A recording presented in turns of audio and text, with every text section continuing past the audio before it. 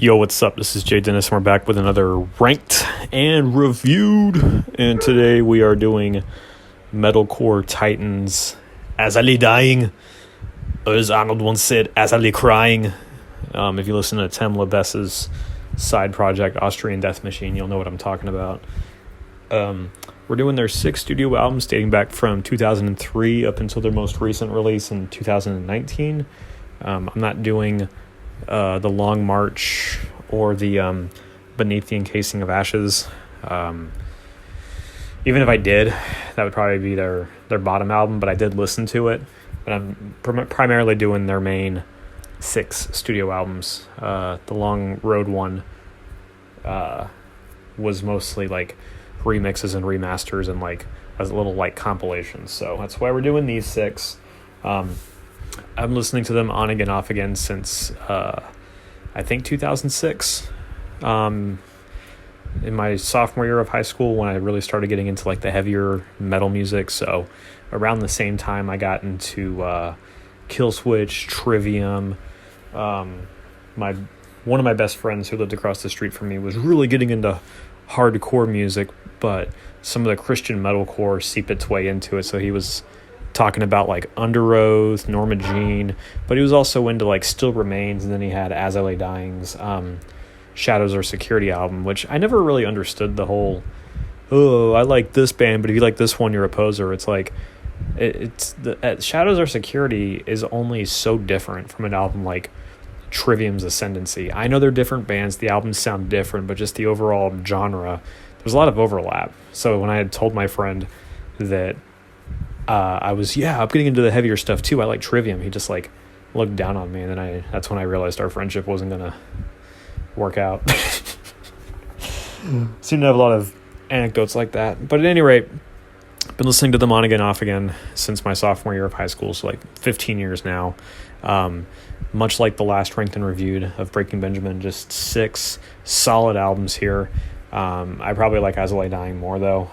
I just like the heaviness. Tim LaBesse is a fucking excellent metal vocalist. Even though I'm about to mention it, I'm not gonna let any past crimes or prison sentences influence this. I'm just purely talking about the music.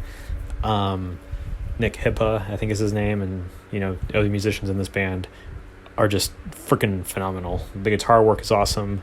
The drummer, at least if he's still the same drummer for most of their discography, has been awesome. And then I saw them live back in 2000. Was it 2010? Yeah, definitely one of the tightest, probably top 5 bands I've ever seen live was As I Lay Dying during their Powerless Rise tour. So that's my story. I'm happy to revisit them and listen to their albums. The spread between the bottom and the top, once again, no bad albums, no weak albums, is a 8.15 up until a 9.2, and only really one tie on here. So we'll go from my least favorite to most favorite, and then do the top 10. All right.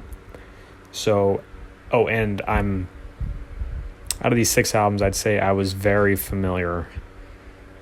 Like I owned and listened to them quite a bit, at least 4 of them. There might have been 1 or 2 where I had to really listen to them again for this ranking. So let's get into it. At the number 6 spot, we have their first release, Frail Words Collapse, from 2003. Now, back in high school, the mid to late 2000s, I mostly just knew the singles off this album. I've never actually listened to the album from front to back, but I like the way it sounds. I like the way the drums sound. I just kind of like the raw sound. Yet another first raw release. But Tim still sounds great here. It's just the hooks and the clean vocals that kind of drag it down. And but this album is heavy. As I Lay Dying over time did start to introduce new tunings and some lower tunings, but primarily a drop C album. Best songs in my opinion are Undefined, The Beginning, and then Song 10, which is a very unique, no As I Lay Dying song sounds like it. Really enjoyed that one. But, the singles, 94 Hours, Forever, are pretty great too. But all in all, it's just not their most refined work, but it definitely is worth paying attention to and listening to. Maybe old school fans would say this is like their best, but back then I just never thought the singles were as good as the ones off of more modern albums at the time. But I definitely slept on this album because re-listening to it now, older, more mature ear, more open mind, I actually think it's a great album. So, but it's my least favorite As I Lay Dying album, but it is definitely a great first step forward for them. What dragged this album down were songs like Distance is Darkness and 1,000 Steps. Just not great songs. Probably the only, it's like out of their entire discography, they only probably have like 5 or 6 weaker tracks, but no bad songs. But like every song is great except for like a handful, and 2 of them are on this album. Number 5 spot goes to 2012's Awakened, album number 5. I did have this album when it came out. I got it on iTunes. I listened to it a lot. So I do have some sentimental value to this album, and I actually thought it was going to rank a little higher. It was one of the first albums I listened to. Sometimes when I do ranked and reviews, I listen to the albums in order of release. Other times I just go random. But this was the one I listened to first, and I thought that maybe this one would rank towards the top, but it ended up not doing so. But it does open up with Cauterize, which just has a brutal breakdown, dun, dun, dun, dun, dun, dun, dun, dun, dun, dun, and the fucking chorus is great. It's just a great opening track, great guitar solo. But Awakened also has a song that falls below an 8 out of 10 that kind of dragged it down a little bit, and it's the song No Lungs to Breathe, which the only saving grace for that song is the guitar solo. But while this album has a handful of great songs on it and 2 excellent songs in Defender and My Only Home towards the end, it just doesn't have some of the same punch that albums prior to it had, and it's just not quite as consistent. To go from Cauterize to Greater Foundation, which is it's a great song, but just not super great. Then it picks back up with some solid tracks in Resilience, Wasted Words, Overcome. So there's like some epic melodies in here, complemented with some intense vocals and instrumentation, but it's just not their most refined effort. And I think after putting 2 powerhouse albums out in the late 2000s and at the turn of the decade, they were statistically bound to put out something a little bit weaker. But Awaken gets an 8.5 out of 10. Defender sounds like Parallels Part 2. My Only Home has a really great song in the key of C minor, but then a key change, a full step up at the end, which really just solidifies the song and just still gives me goosebumps. So number 5 spot's Awakened. Again, I do have some sentimental value, but I just don't think it's their best effort. But still very much worth a listen, and probably an underrated album from them. Number 4 spot, which this one is roughly tied with Awakened, but I'm going to give it the slight advantage. It's their sophomore album, Shadows Are Security. Now, this is a fan favorite. It's an iconic metalcore masterpiece, but even As I Lay Dying had said, you know what, we want to go bigger on the next album because we feel like this metalcore genre has been recycled and repetitive, and frankly, Shadows of Security does sound like your quintessential generic metalcore album, you know, dun dun dun dun dun dun dun dun dun dun dun dun dun dun dun. But it came out in 2005, so like, and again, it's a more refined album than Frail Words Collapse, and just the tone of the album, the era that it encompasses, there's just that charm to it. Of course, it hangs with albums like End of Heartache, or I don't know why I'm blanking on other metalcore bands right now, but at any rate, it is an iconic metalcore album, but it just doesn't have really any excellent tracks on there except for like Repeating Yesterday. That's my favorite song, but there's nothing weak on here. It's a very consistent, solid album. The singles are great. They're just not as great as some of the better albums that I'm about to talk about, but you know, you've got Confined, which has that iconic drum intro. You've got Darkest Nights, which has that incredible chorus, Empty Hearts is an underrated track with a solid guitar solo in it. Reflections, again, metalcore classic, and then same thing with Through Struggle. The album just kind of dips at the end, though. It could have probably scored higher than the next spot, but the last three tracks, Control Is Dead, Morning Waits, and Illusions, while they're all great songs, they just don't pack the same punch as some of the earlier tracks do. So Shadows of Security is definitely a great album, and I can see why it's iconic. I'm like basically self-fulfilling prophesying my own words here. But in terms of like actual execution and musicianship and skill and Tim LeBessis's vocals, they got better over time. So this was a sophomore success, but not to the point where it's their best album. All right, now we get to the second half, the top three. The number 3 spot, which I'm pleased to see this one landed here, is their most recent album, Shaped by Fire. I kept wondering if, after a long hiatus, for obvious reasons, that they wouldn't be able to put out something as incredible as maybe their top 2 albums. But no, the musicianship on this album is solid. Tim LeBessis's vocals sound like better than ever. And the consistency on this album is just like as consistent as Shadow Securities, but even better. And you got like even lower tunings that you got in other albums. Like they went as low as drop B in Powerless Rise, but they went as low as drop A in Shaped by Fire. Shaped by Fire is in drop A. There's a couple of other songs that are in A sharp. Excuse me. The thrashiness of Gatekeeper. Take What's Left is an awesome song, and so is Only After We've something. But, Blinded is kind of just a great statement comeback song that just proves that they still got it. There's a lot of great melodies in songs like Undertow, Torn Between, The Wreckage. But this is just, again, very consistent, very awesome album, very reminiscent of just the consistency of something like Shadows of Security.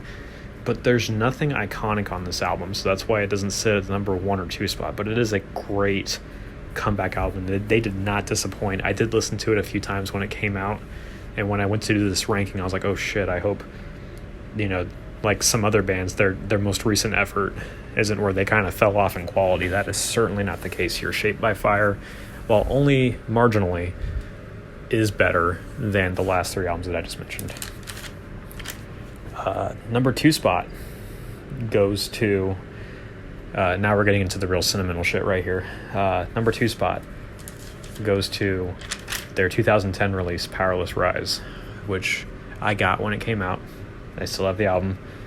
This one probably definitely has the most amount of sentimental value to me, like a summer of 2010 soundtrack. Has some of Vasily Dine's absolute best tracks on here. You got Without Conclusion, you got Parallels, which is one of the very rare songs that I gave a perfect 10 out of 10. The entire uplifting nature of the song Parallels, which is Vasily Dine's best song. It is. The dual guitar solo ranging from shreddy, feel good, to the second half being a harmonized, slower, grounding, anchoring experience that just really draws you back to earth after the freaking first half of the solo just skyrockets you into wanting to be a better guitar player. But yeah, Vasily Dine really showcased how great they are, not just playing in drop C, but also playing in drop D. And those are 2 very happy sounding tunings when you play in the key of C or D minor. But yeah, Parallels really elevates this album up, and so does Without Conclusion, the fucking thrash fest, and that outro of Without Conclusion. I thought it was so cool because at the end of 2010, my last Facebook status was, Without Conclusion, this year will end. It's just one of those songs where the chorus is simple, but it's just super effective. The drumming is just top notch, and the thrashy riffs are freaking awesome. The other best songs in this album are Upside Down Kingdom, with that beautiful low breakdown that is complemented by Tim LeBessis's insanely low guttural low, which sounds really good on that song. great harmonized guitars. Other favorite track is Vacancy. Couldn't read my handwriting for a second. Vacancy. Holy shit, that song was incredible live. Especially the middle part where before the final chorus where you got that lo-fi guitar sound going on. The only reason why this album didn't get the top spot, which I thought this one would, because of just sentimental value and just really great memories to, like, you know, friends, relationships, and going to the beach and shit. It's because of the consistency of the album. While there are 4 insanely good tracks on this album, the other songs, while they're great, it's just not as consistent. You know, Beyond Our Suffering, it's a great song, but it's not their best opening track. Anodyne Sea, the quality picks up a little bit, but still not as high tier. The Plague and Condemned, the thrashiness of those songs are incredible, especially Condemned. Anger and Apathy, I used to love that song. Now I just really, really like it. It's just got this epic key of F minor chorus with great melodies and guitar work.